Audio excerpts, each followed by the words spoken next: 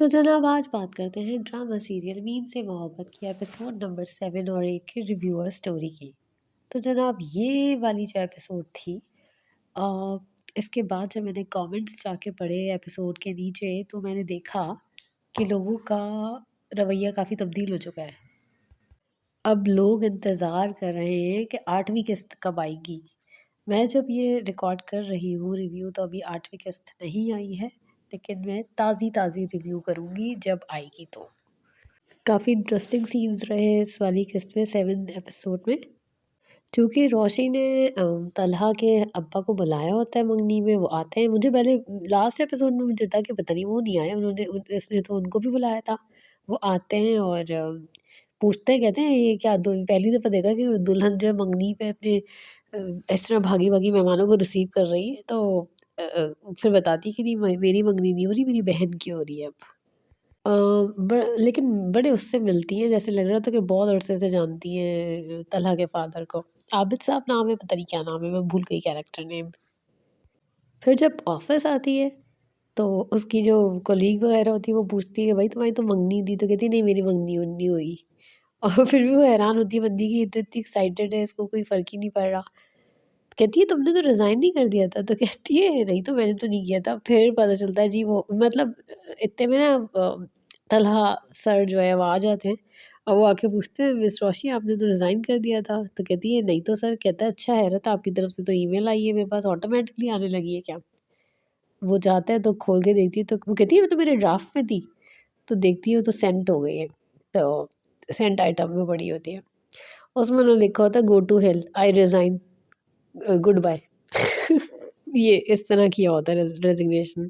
खैर जाके उनसे सॉरी वॉरी करती है, कहती है उनसे कि आप मुझे प्लीज़ एक मौका और दे दें।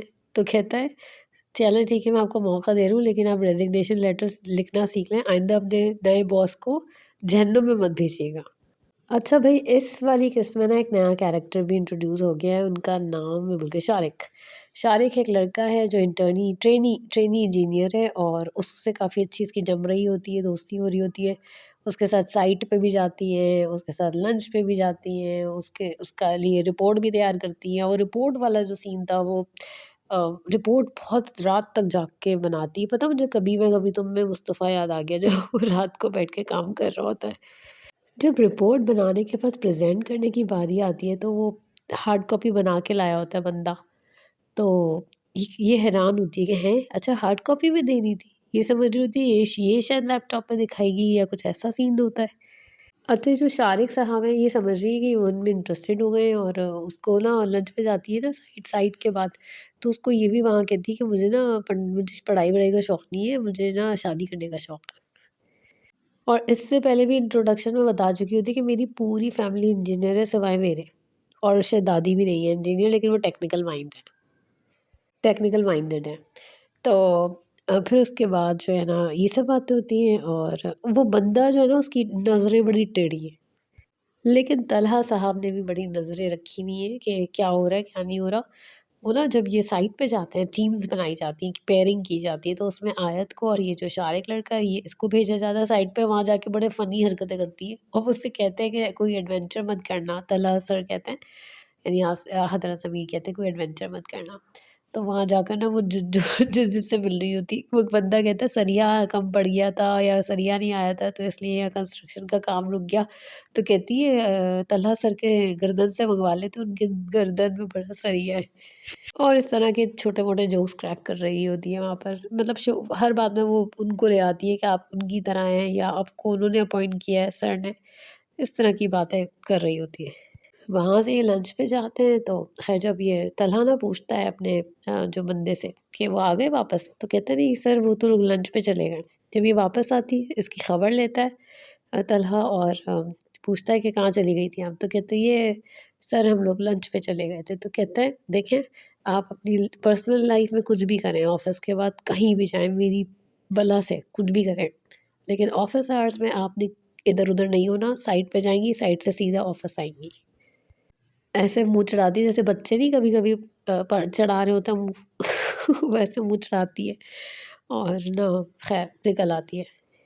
अच्छा वो बहन की मंगनी हुई हो तो उसके बाद उसको भी छेड़म-छाड़ी कर रही होती है कि तुम अंगूठी को ऐसे इतना मत रगड़ो कहीं ये ना हो कि इतना रगड़ियो कहीं इसमें से उमड़ ना निकल आए। इस तरह की बात कहती थी। अब तो जो शारिक लड़का है ना, इसके बारे में जो बाकी कॉलीग्स हैं यही कह रहे होते हैं कि ये तो बस हर लड़की के ऊपर, हर लड़की के साथ सेट हुआ हुआ, किसी को नाश्ते पे ले जाता है, किसी को खाने पे ले जाता है, तो यही करता रहता है ये।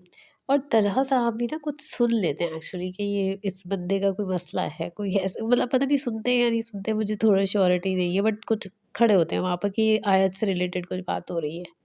अच्छा, उनके जो नेबर्स में जो आंटी और वो जो बंदा रहता है, मैं उसका नाम भूल जाती हूँ, वो बहुत ही फारक उनका उनका जो सीन्स है ना, बिल्कुल समझ नहीं आ रहे मुझे, वो बर्दाश्त से बाहर हो रहे हैं।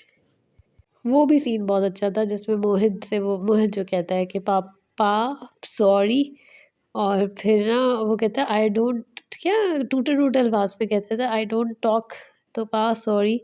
तो उसको जो है वो उस बात बता रहे थे कि तुम्हारा कसूर नहीं है, तुम परेशान नहीं हो, तुम प्रेशर नहीं लो इस तरह से।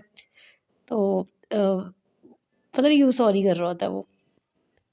अच्छा, उसकी जो बहन है माही, और हमें इसका पता चला पूरा नाम महरमा होता है बंदी का, और वो उसका रिज़ल्ट आता है और वो अच्छे टॉप भी करती है और वो इंजीनियर भी बन जाती है। तो ये भी एक अच्छी बात हो जाती है इनकी ज़िंदगी में।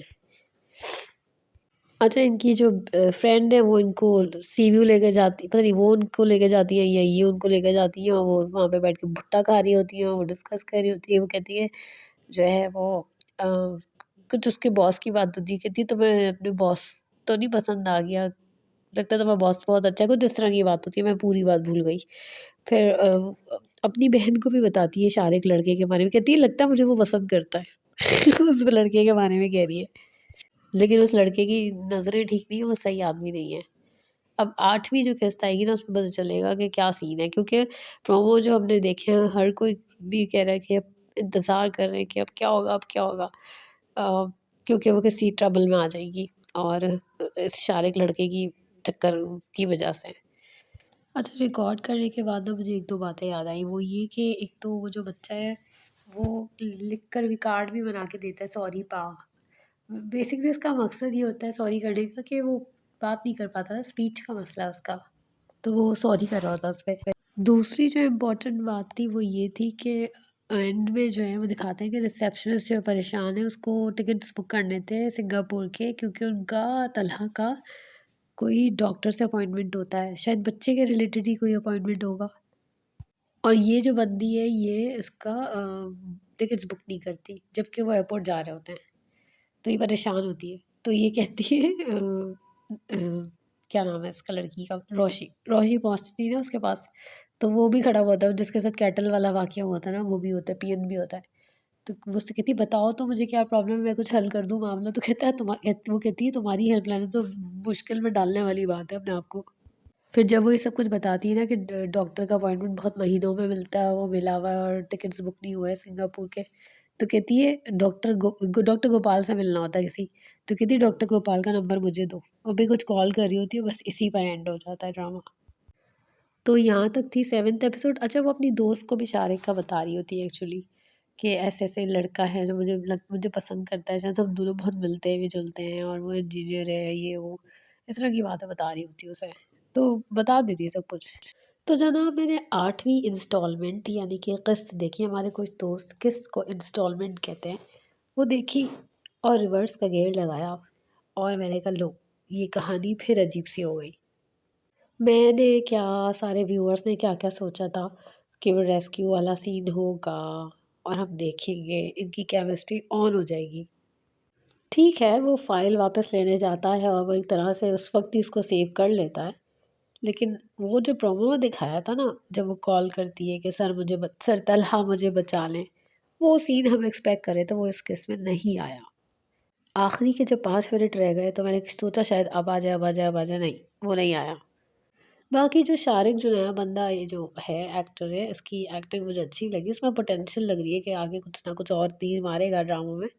अच्छा अच्छा लगा मुझे उसका काम। रोशी जो डॉक्टर गोपाल को कॉल करती है, तो वो जिस तरह से उनसे बात कर रही होती है, तो वो मतलब ठीक है, वो एक्सक्यूज़ेस बड़े अच्छे देती हैं, उसके बाद जो है वो तलहा को कॉल भी आ जाती है कि अपॉइंटमेंट शिफ्ट हो गया है, लेकिन वो उसकी कॉन्वर्सेशन और इम्प्रूव हो सकती थी। वो बहुत बेटर हो सकती थी। वो लग नहीं रहा था कि डॉक्टर गोपाल किसी और कंट्री में बैठे हुए शख्स से बात कर रही हैं। मुझे अब कभी-कभी ऐसा लगा कि तलहा जो है, यानी कि आहत रज़ा मीर की जैसे गेस्ट अपीयरेंस हो, इतनी थोड़ी-थोड़ी देर के लिए आते हैं, तो हम उनको ना और ज़्यादा देखना चाहते हैं। आई होप अगली किस्तों में वो ज़्यादा से ज़्यादा हों। बाकी सलीका फूप्पो और उनके मियाँ के साथ जो चॉपर वाला सीन था, वो इतना कोई थका हुआ सीन था, बहुत ही फ़ारिग सीन था, उसकी कोई ज़रूरत एज़ सच लग नहीं रही थी। अ, अच्छा ठीक है, वो दिखाना चाह रहे हैं कि वो इतनी सफोकेटेड रिलेशन में चल रहे हैं, सलीका उनको इतना इस्तेमाल करती है। वो अच्छा था जिसमें वो कहती है रोशी, जो सलीका जो है वो बात कर रही होती है कि ये कौन कह रहा होता है कि अभी लगता है कल की बात थी कि लोग बच्चे थे और इतने बड़े हो गए। सलीका ही कह रही होती है। तो वो नहीं कहती कि उमर जब हुआ तो वो रो रहे थे अस्पताल के बाहर, जलाल रूम के बाहर खड़े रो रहे थे। तो रोशी बड़ी मासूमियत से कहती है, क्यों उनको नहीं पता था कि घर में बेबी आने वाला है? तो सलीका कहती है कि मतलब उन्हें पता था लेकिन उनका बस नहीं चल रहा था, वो लेट जाए मेरी जगह। तो जो उनकी दादी होती है वो कहती है, वाक़ई में ये तो जलाल तो ये भी कर सकता था। उसका बस नहीं चल रहा था, वो ये काम भी कर ले। तो ख़ैर वो सेल्स गर्ल वाला वो वाला सीन था कि वो कहता है ना कि सेल्स गर्ल ने ऐसे कपड़े पहने थे और वो कहती आँखें बंद कर दी, कहती है तुम बताओ मैंने, सलीका कहती है मैंने क्या कपड़े पहने हुए? तो वो चुप हो जाता है, बिल्कुल उसके बाद कुछ जवाब ही नहीं होता। और जो पड़ोसन है उनसे भी उनका चल रहा है सीन, तो वो थोड़ी मुझे वियर्ड सी सिचुएशन लग रही है, अच्छा नहीं लग रहा वो, बिल्कुल कूल नहीं लग रही बात। और जो दनानीर की जो आसिफ रज़ा मीर के साथ कन्वर्सेशन थी वो अच्छी थी, वो कुछ बेहतर सीन था। वो पार्ट मुझे अच्छा लगा जो वो उसकी जो है ना कड़ी नज़र में उसको रखता है और यानी कि रोशी की जो जगह चेंज कर देता है, उसके बराबर से हटा के ये जो मोहसिन होता है कि इसकी कमरे में भेज देता है, आहत रज़ा मीर उसको वहीं बैठा देता है।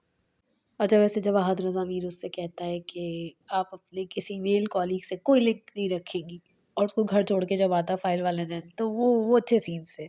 होपफुली नेक्स्ट एपिसोड ज़्यादा बेहतर होगी। ये वाली भी इतनी बुरी नहीं थी, बेहतर थी, मगर ये कि मज़ीद बेहतरी की गुंजाइश लग रही है और अगली एपिसोड से काफ़ी एक्सपेक्टेशन है लोगों को। और वैसे जैसे अब जो है इनकी जब ये रेस्क्यू करेंगे तो इनकी आपस में एक तरह से रिलेशन बिल्ड होगी। इसके साथ-साथ वो जो बच्चा है वो भी ब्रिज का काम देगा।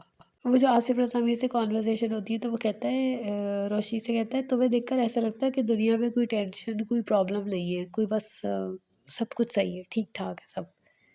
अच्छा वैसे वो कहता है ना कि उससे कहता है रोशी से, तलहा कहता है कि लगता नहीं है कि आप, वो कहती है मैं तो बहुत ज़हीन हूँ, तो कहते हैं लग तो नहीं रहा कि आप ज़हीन हैं। और वाकई जब ये इस लड़के के साथ जाती है वहाँ पे थोड़ा सा तो लगता है उसके अंदर, वो अनकम्फर्टेबल होती है कि यार मैं किधर आ गई हूँ। कहती है उससे कि मुझे मुझे छोड़ कर आ जाओ, मैं जा रही हूँ। और पागलों की तरह कहता रहता है कि 5 मिनट रुक जाओ। वो ना ज़हर लग रहा है लड़का, लिटरली ज़हर लग रहा है उस पूरे रोल में। ख़ैर ये तो मीम से मोहब्बत की सारी बातें मैंने बता दी, लेकिन मैं आजकल 2 ड्रामे और देख रही हूँ। एक कर्ज़े जाँ और ए इश्क़ जुनूँ। तो कर्ज़े जाँ मुझे ज़्यादा अच्छा लग रहा है। ए इश्क़ जुनूँ मेरे ख़्याल से छठी 7वीं किस्त के बाद से आपको बेहतर लगेगा। लाइक आप शुरू की पहली 2 किस्तें देख लें, बीच में थोड़ा भगा-भगा के देख लें, उसके बाद जो है वो 8वीं से देखें तो आपको शायद बेटर लगेगा।